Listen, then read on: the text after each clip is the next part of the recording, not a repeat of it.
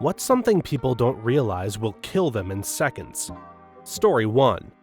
Large herbivores. They've evolved defenses to make large predators rethink their life choices. They will mess you up. Predators only kill you if they're hungry and think that you're worth the fight. Prey animals will try to kill you if they get scared, and it's really easy to scare a prey animal.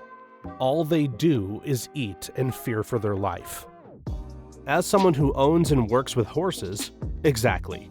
People get so comfortable, but the horse that you have known your entire life, that you think is bomb-proof, can get spooked in a second. Don't walk behind their booties. Don't walk underneath them, and when you are leading them, hold the rope. We had to reprimand a farmhand not long ago for literally wrapping the lead rope around his neck when leading a horse to a field. The sheer speed at which he could have been strangled or decapitated. I saw a video of a guy going up to a camel and punching it in the face. The camel responded by biting onto him and slamming him around like a rag doll. The guy tried to get away multiple times, but the camel always easily grabbed a hold of him and started beating him against the ground again. There was blood all over the snow, and the camel did not stop until the guy was unresponsive. People in the comments said that he actually died. Every year, multiple huge signs that say, "Do not try to pet the buffalo, do not try to bother the buffalo, do not make stupid faces next to the buffalo. Seriously, people, do not mess with the buffalo." And every year there was a new video of someone getting straight up murdered by a buffalo. Like they owed that buffalo a lot of money and had made one too many excuses. Murdered by buffalo ain't going on my tombstone, son. Gonna drive away from those murdering buffalo is what I'll be doing. No pictures, no calls. I might turn the radio off just so I can hear the motor running at high RPMs as I drive most hurriedly away from the buffalo. Buffalo don't kill people, people kill No, you're wrong. Buffalo kill people all the goddamn time. Sorry, y'all. Lost me grandpappy to a freak buffalo accident. No, that's not true. He tried to get out of the car and pet a buffalo, and that thing murdered him. Did not read the sign. Story 2. Enclosed spaces. Don't assume it's the air you're used to down there. There were 2 utility workers in my hometown who died going into an underground drainage control. Opened it up and the first guy went down and passed out from whatever gases were down there. The second guy went in after him and passed out too. Years ago, I was receiving safety training at a chemical plant. One thing they stressed was there must be a second person who was outside the enclosed space, and that second person must never go in to rescue the first person. The second is there to call for help from the proper safety people on site. If the second person goes in, now the rescue people have 2 people to get out of there. In my MSHA training, our trainer told us about a farm near her house that had a manure pit. A son had gone into the pit not realizing the methane gas buildup and passed out. His father chased after him thinking he could save him and also passed out. Both died within minutes. Never chase someone into unknown chemicals. Oxygen-depleted atmospheres kill you way faster than, say, holding your breath until you drown. The fastest way to kill 2 to 3 people. One goes in and goes down, the next goes in to save him and also goes down. If the third witnessed it, they call for help. If not, they go too until the pile gets big enough to scare the next person into calling 911. All because inside that sealed metal tank, all the oxygen has bonded with metal to form rust and there's no oxygen left. Someone explained to me, it's based on chemical equilibrium in the cells. If oxygen in the body is depleted, then oxygen-poor red blood cells absorb oxygen from the lungs to deliver to the body, to maintain oxygen concentrations evenly across the board. If oxygen in the lungs is lower, then red blood cells lose oxygen when they travel through the lungs, and then draw oxygen out of the cells when they pass by. 2 or 3 breaths and your lungs empty all the oxygen out of your body. Yep, I came to say it as well. I once briefly worked at a hyper-velocity wind tunnel and had to get training on this since they used lots of pure nitrogen. It's something crazy like 7 seconds to pass out and like 20 to just be dead. The training very much stressed that your coworker is basically already dead and you can't save them. Only join them in death. We did have breathing units on hand to attempt rescues, but it was very bleak sounding. Story 3. One simple wrong move on the highway. Reading a text message on your phone while driving. Just 1 second of attention on your phone while driving can cause life-changing/taking consequences. The cab driver glancing at his meter rear-ended my car, which was stopped at a red light. Personally, I almost formed a modern art masterpiece with a road divider when trying to type OK to reply to someone while driving. There's a small bend I take on the way to work on the highway, about 50 miles per hour. 2 lanes each way, but it's extremely narrow. Anytime it rains, the water floods to cover one of the lanes. I have to go extra slow there, not just because of the narrow road, but there's always someone who tries to beat the traffic on that mile-per-hour road by zooming through the flooded lane and ending up hydroplaning. My commute to and from work in Maryland is insane. People deliberately drive in the fast lane and then cut you off while swerving over 3 lanes to drive over the grass to make an exit at the last second. There's plenty of room in front and behind me to make the exit in a sane way, but they choose to do it that way. They do not want to allow a zipper merge, so instead choose to drive in 1 lane as if it's 2 lanes. They'll literally almost cause a pileup to get 1 car ahead in line. I have a seething hatred for people in the state I live in for this reason, and those are only a couple examples of many. It's so senseless. My husband drives to just outside Chicago every day. He tells me he does about 80 miles per hour and people fly by him.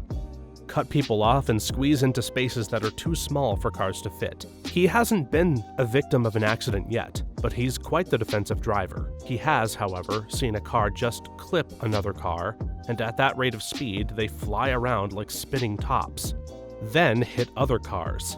Maybe we should all have to take a physics class before getting our licenses. Story 4. Hey, that small invertebrate you found by the sea? Please leave it alone. Went snorkeling with a guide a long time ago in some coral reefs. When we saw a shark, the guide was like, "Nah, don't worry, they're chill." Then we saw a tiny purple jellyfish and the guide was like, "Whatever you do, stay away from this thing. It'll paralyze you and then you'll drown." A friend was visiting New Caledonia and hanging out by the beach. Picked up a pretty cone-shaped shell and was admiring it, and a random local ran over and slapped it out of his hand. Not just because so many of them are toxic, you can hurt them too. Think how easy it is to squash a bug. While most of them are kinda just bugs, except a whole lot of them are not true bugs with exoskeletons to protect them from your manhandling. So many groups are endangered as well, mostly due to man-made threats like overfishing and global warming. Use your eyes, not your fingers, for both your sakes. Story 5. Falling from regular standing height. My very first high school boyfriend died this way. He climbed up on the hood of his car to fix something, slipped and fell, and died from a broken neck. My only comfort is that it was an instantaneous death.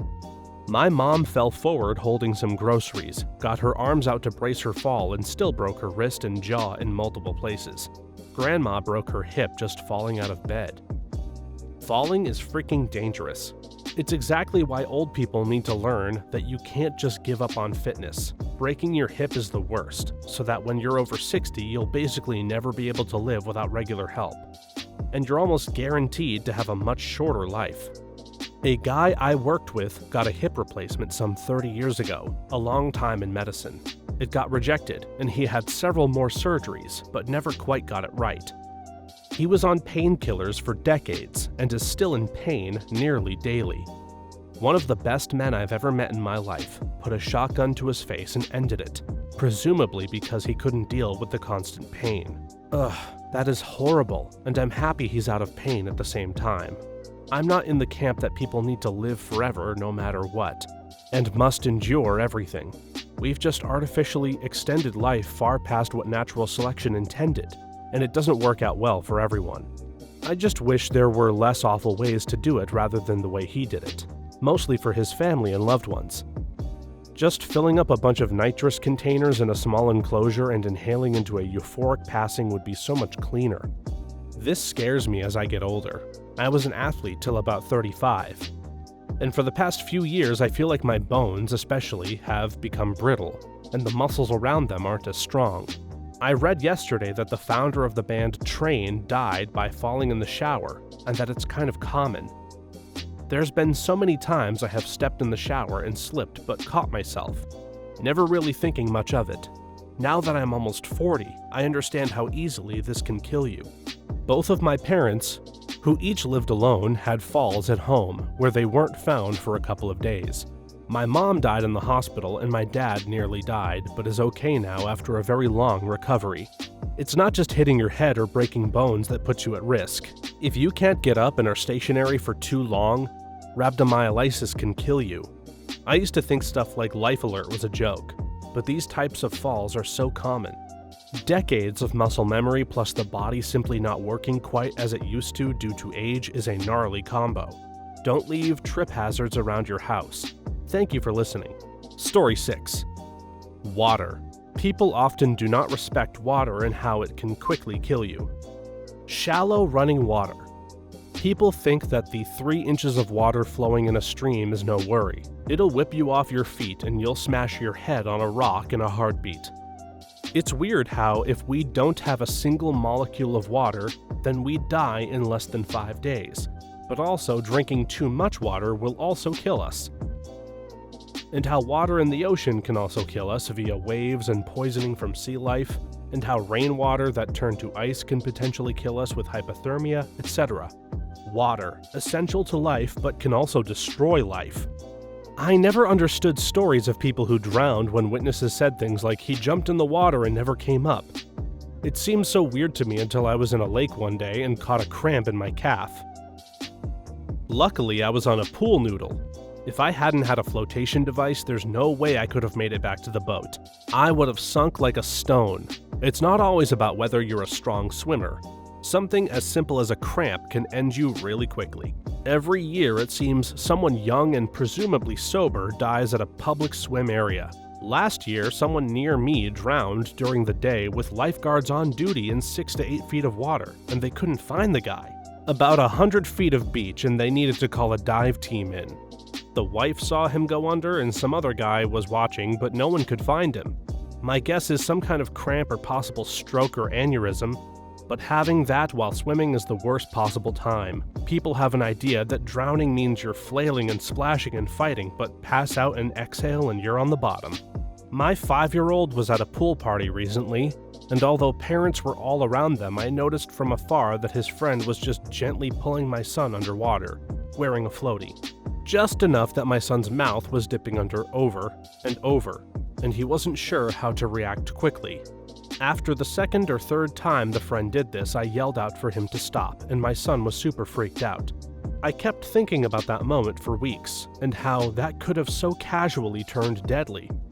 We've waited too long for more advanced swimming lessons for my son, but definitely have pushed to more lessons now. Temperature is a factor too. I'm a strong swimmer with experience in open water, yet I ran into trouble the time I swam across a freshwater lake in Oregon. I swam the first half breaststroke with my head out of the water, so I felt confident to return doing the front crawl. But as soon as I put my head in the water, which was way colder than I realized, I went into shock and couldn't breathe. It was terrifying. Plus no lifeguard. I turned to go back, but suddenly adapted and was able to finish the way I started with breaststroke. Lesson: never swim alone in open water, find a buddy. Swimmers understand this. If you're a solo swimmer, ask another solo swimmer. Wanna be buddies? It could save your life. Story 7. Things are under huge amounts of tension. Boat lines, garage door springs, and various other cables or springs are used in industrial settings. These can send you back to character select in an instant. Capacitors. Maybe most people don't interact with them, but for those that do, DIY electronics repairs, a typical PSU in a home computer has capacitors that can kill you. Shocking, I know. The outside house AC unit blew a fuse due to mice chewing some small wires yesterday. The tech also replaced a capacitor that was going bad and showed me the new one hooked up. The capacitor is about the size of a soda can. I didn't even bother asking about how dangerous that capacitor could be. I know how much smaller ones in PSUs and CRTs can easily be lethal, so I filed it mentally with the circuit panel main lines on the do not touchy list. Took an electronics class in high school. The teacher explained capacitors, their use and how they work, and did a demonstration. He charged one up, then shorted it on a piece of steel that was like an inch thick. Sounded like a bomb going off, and it knocked a huge dent into it. It wasn't any bigger than a capacitor in a PSU or any number of other household electronics. When I was in high school, I was up in my room doing some homework and my dad was outside fixing something on the garage door. We were the only two home. I suddenly heard him screaming my name like bloody murder and ran down to find him over the bathroom sink, blood everywhere, and I mean everywhere, holding his head, telling me to call 911. I guess while he was trying to fix the garage door, the metal bracket holding the spring broke and whipped back into his head and left a long gash going from the top of his forehead to partway up his scalp. If he had been looking slightly up instead of down, he 100% would have lost an eye, as he wasn't wearing safety goggles. Or it could have hit his neck. All things considered, he got extremely lucky. I know two men who mistakenly coupled themselves to a very powerful charged capacitor. One of them woke up across the room on the floor. The other didn't lose consciousness, but his arm jerked so hard the screwdriver he'd been holding wound up embedded in the door of his trailer. They got lucky. They're both still alive and tell their story to everyone they meet who expresses the slightest inkling of interest in electronics. Dad got old and forgot his own advice about garage door springs. I found him on a ladder in the garage, tightening a bolt on the spring. Stopped him, told him to let go of the wrench and to get down. Where was his hand? The spring would rip it off. He'd die of shock before he bled out. He got down. I looked at the wrench hanging down, ready to fall on someone's head. Carefully, I angled myself and touched the tip end of the wrench to knock it on the floor. Catapult. The entire spring whirred, flinging the wrench like a bullet deep into the garage. A piece of metal on the spring spun out and hit the back of my hand by the thumb. Ow. I looked down at my hand and it was sliced open, slapped my other hand on it to stop the bleeding and went to the hospital. Stitches later, no long-term damage. More pain that night than when I broke a rib. I called the garage door company and their guy ended up cut up too. That spring would kill Dad, took its best shot at me, and cleaned up on the repair guy. They will sit there for 30 years innocently, then unleash hell. Story 8. Fist fight. One wrong punch and you're in prison for killing a dude. One wrong punch and you're in prison for killing a dude. This happened to a guy I waited tables with. He spent 2 years in prison because of a bar fight that got out of control. He owned a successful small-time construction company, was married with a nice house and a baby on the way. He went out for his friend's bachelor party and some guy was giving the groom a hard time. So my coworker stood up for him, and the guy punched him. So he punched him back, right in the nose, and then it was game over. He got 8 years, but only served 2 for good behavior. He lost everything. He only saw his little boy 1 weekend a month when he got out. He developed a really bad drinking problem after that and got a few DUIs afterward. For those of you assuming this coworker is my friend, he isn't. I haven't worked with him or seen him since 2010. Even if you don't kill them, my one experience is the guy who loses is the victim, and the guy who wins spends the weekend in jail, at least. I was attacked by a road rager. I landed 3 quick punches to his face. His face got it pretty bad. I didn't have a scratch on me except for my knuckles.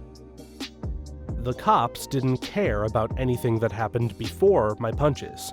The fact that he followed my wife and me home, the fact that he got out of his car and swung first, the fact that I stopped as soon as he went down.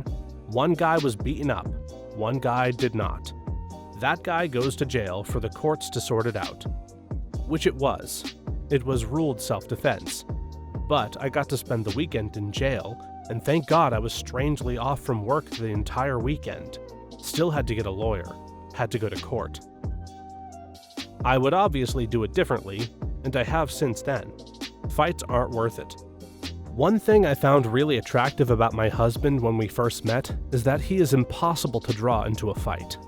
Drunk at a bar, some asshole was going out of his way trying to start something, and even attempted to throw a very uncoordinated punch. My now husband simply stepped back and looked at the guy like, What are you even trying to do? Before the bouncers came and dealt with him. So many dudes feel like they have to prove their masculinity by answering that kind of a challenge. But my husband is comfortable knowing he'd win the fight if he had to, but the risk of an assault charge, if/when the other dude got hurt, was not worth it, when he didn't even have any beef against the guy. My husband is also not shy about saying that if someone approached him with a knife, he'd probably just drop his wallet and take off. He studied Eskrima, knife fight martial art, for a few years, and likes to say that nobody wins in a knife fight. My husband is not a small dude. He would likely win in a fight against most random untrained people, but he has no interest in fighting since there's no real winning. You either get your ass kicked by the other guy's friends or you risk legal trouble. Either way, it's a ruined night. Know a guy who was a bouncer at a club that this happened to. He was in his early 20s, had a fiance and a kid, and was about to graduate from college the next year. He lost it all because he punched some dude being aggro when he was told to kick him out. The dude pushed him and he threw a fist, which instantly knocked him out, and he fell, slamming his head onto the curb. Killed him instantly. He is still in jail to this day because he fought some inmates over some stupid trivial crap in the joint. If he just threw him out and walked away, his life would be very different. But his girl left him. He only saw his son for a little bit before she remarried, and he's stuck in jail for another 5 years or so. This happened in 2004, by the way. Just walk away, and in some cases run. It's not worth it. Story 9. Carbon dioxide. People have died playing with dry ice. Decades ago, settling up for a party where the plan was to feature a punch bowl with dry ice fog. I went to an industrial dry ice plant nearby to buy a block of the stuff. Turned out they only sell in industrial quantities, but they said I could take as much as I wanted. So I filled my car hatchback with maybe 250 pounds of dry ice and drove off. The guy from the facility comes running after me, screaming, "Open your windows!" He may have saved my life. There's a show on Netflix where bartenders compete by making cocktails. Once in a while, they'll use dry ice for presentation. The smart ones keep it contained, separated, or removable. The less smart ones toss it directly in the drink, get DQ'd when the judges refuse to drink it, and usually get eliminated that round. The judges explained that even a small loose chunk can get caught in your throat, sublimate CO2 directly into your respiratory system and suffocate you. Even beyond dry ice, homes having high CO2 are a lot more common than you think, and while it won't kill you, it'll mess up your sleep and concentration. How do I know? I lived in my home for 4 years not realizing that the CO2 was between 1500 to 2000 ppm. Anything above 1000 starts impacting your cognition and sleep, causes headaches, etc. It was also impacting my pets, making my cat's asthma worse. We thought we were fine since the house was 95 years old and should have been leaky enough. Turns out that wasn't the case. To triage, we turned on our bathroom fan 24/7 and then installed ductless ERVs, which are ventilators that move heat and humidity from the air going out to the fresh air coming in. I spoke to my therapist about this, and she bought some CO2 detectors to loan out to patients, and it turns out 20% or so of her patients have high CO2. Fixing that solved a lot of issues for her patients. The only problem is that CO2 detectors are around $150, since they must have an NDIR sensor, but you can go in with a few friends to share the detector. Listened to an episode on a podcast, Dr. Balin's Strange, Dark, and Mysterious, 11 out of 10, recommend, about this group of, I think, super wealthy Russians who were celebrating a birthday. It was a man, his girlfriend he was throwing the party for, and their friend group. They rented out a private pool and everything. They were also influencers, so of looking for good photo ops. After partying in the pool for a bit, the boyfriend of the girl brought out this giant tub of dry ice. They started taking pics with the smoke coming off of it as a background. But they wanted it to look even cooler, so they dumped all the dry ice in the pool. Immediately, the room started filling with smoke, which led to most people start coughing and leaving the room. Her boyfriend had jumped into the pool right after he threw the dry ice in, and even though he tried to get out right away, he had inhaled too much of the smoke from the dry ice, reacting with the water, and he died in the pool room on the pool deck. Story 10. So I was trying to look up a DIY mixture to remove mold/mildew recently. A surprising number of sources, including an AI tool, suggested mixing bleach and vinegar. AI would be a good entry on this list, not because of some robot uprising, but because people trust ChatGPT/Copilot/Gemini way too blindly. Those are pattern recognition and repetition algorithms. They don't think. They don't understand the difference between a true statement and a statement that sounds human-like. Everything they say should be confirmed independently. As an engineer, I use AI tools to help find references in design codes. I can ask an AI bot what some standard says about something, and it will give me the section reference and a summary. It's my responsibility to take that input and confirm it in the actual code. It's quicker than digging through the code on my own, but it is not a one-stop shop and is very often wrong. For anyone reading this who isn't sure what the deal is, don't mix bleach with anything but water. Bleach is incredibly reactive to pretty much anything. Chlorine hates pretty much everything, so if you're going to use bleach, just bleach and water. Dish soap is okay, but even then you might just want to minimize, because you never know for sure. Story 11. Inhalants.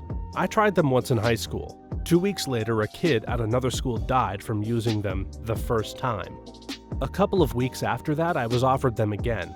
I told them hell no and asked if they hadn't heard about the dead kid. They looked at me and seriously replied, "Oh yeah, it's okay. He used the wrong brand. He used the blue bottle instead of the purple bottle." Roughly 13 years ago, my girlfriend at the time began getting sick mysteriously. So sick she even passed out behind the wheel of her car. Then I found out she was huffing duster. I don't think I'll ever recover from the trauma that followed. Finding her in her car having a seizure, covered in puke and crap. Finding her in her room having a seizure with the can frozen to her hand. She died a few months later. The duster damaged her heart. She was 24. A kid from my high school was found dead in a field with 1.5 cans of Pam cooking spray. A kid from my junior high died the same way. He turned blue and collapsed, and his friends ran because they were afraid they'd get in trouble instead of calling for help.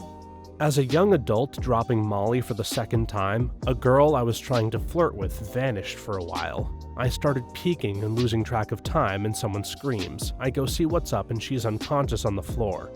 Everyone freaks. I try to check her pulse and breathing. I'm high as hell, but can't find a pulse or feel any breathing, so I start CPR and yell for an ambulance. People are freaking out about the drug paraphernalia, and I'm screaming while doing compressions. They won't give a crap about your bong, but they'll definitely call the cops about a dead girl in your bathroom. Call the freaking ambulance now. This is like early O2, and CPR classes were still putting a heavy emphasis on rescue breathing. I'm high as hell and doing my best, but it turns out I'm not tilting her head far back enough, which means most of the air I'm pushing into her mouth is going into her stomach, not her lungs. Thank God we were close to an ambulance depot and they showed up fast. They're running through and I can hear them coming as I go to do the next set of breaths, and as I put my mouth over hers, she projectile vomits into my mouth. I flinch back hard as she starts sitting up, and I reflexively vomit her vomit and my own dinner and drugs straight into her face. The paramedics see this happen as they're rushing up and start pissing themselves laughing. No clue if I saved her life or gave her broken ribs or cracked a sternum.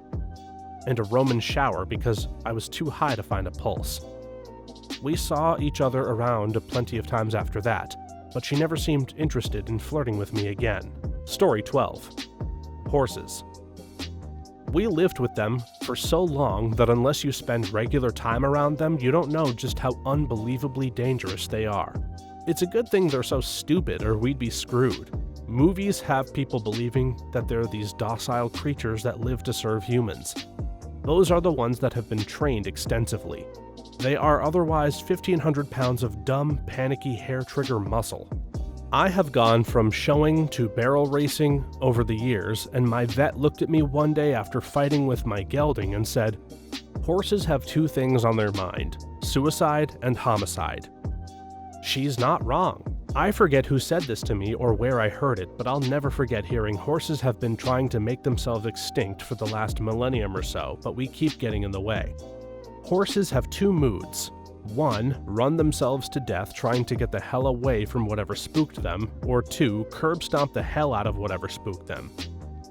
Here's the fun fact: absolutely everything spooks them. I work in an industry that drug tests horses and farm animals for potential buyers. We get urine, blood, and hair from the horses, and it's hilarious to read the notes attached to the samples regarding why they couldn't get a hair sample or urine sample. She wasn't having it today.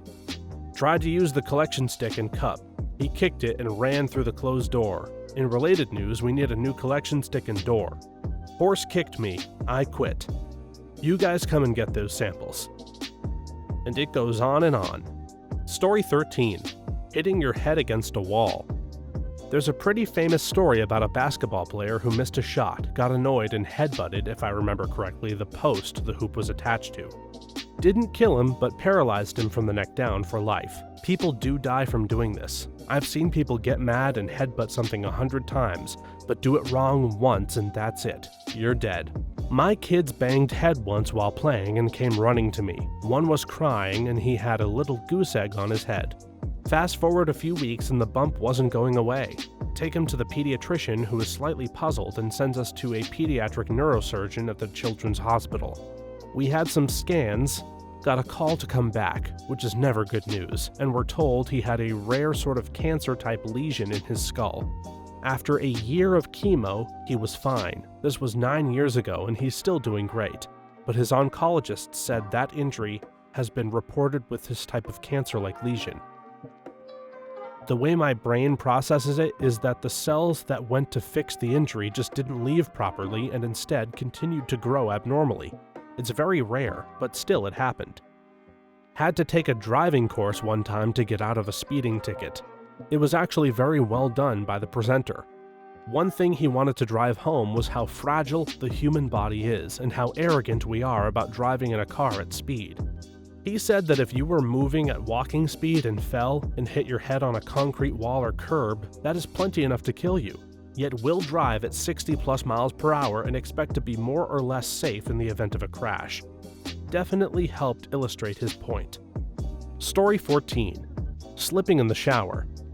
I slipped or passed out, we don't know, in the shower 2 years ago and hit the front and back of my head. I was lucky my husband was home and heard the banging. Woke up to him shaking me on the phone with 911. Bad concussion, seriously the worst headache of my life. Lost 6 months of memory I never got back. Had mild aphasia and the shakes for a few weeks after, and a personality change. But I feel very lucky it wasn't worse. Thanks for watching until the end. If you have a similar story to these that you would like to share with us, please leave it in the comments below. If you enjoyed this video, please leave us a like and subscribe. For more videos like this one right now, please stop by our channel. Thanks again, and see you next time.